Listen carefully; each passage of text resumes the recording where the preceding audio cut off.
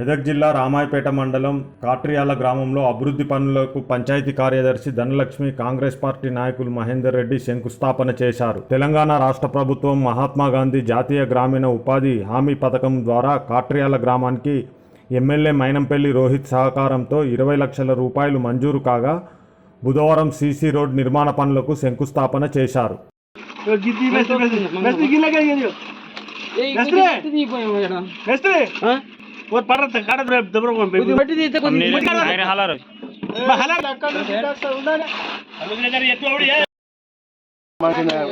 Bala Nayak తండలో doctor Mynampally Rohit Rao MLA గారు సహాయ సహకారంతో శాంక్షన్ చేయడం జరిగింది.